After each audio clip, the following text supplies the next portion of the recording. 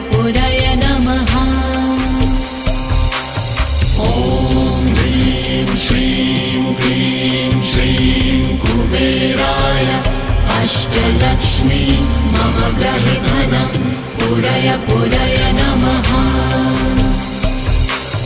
ॐ ह्रीं श्रीं क्लीं श्रीं कुबेराय अष्टलक्ष्मी मम गृहे धनं पुरय नमः।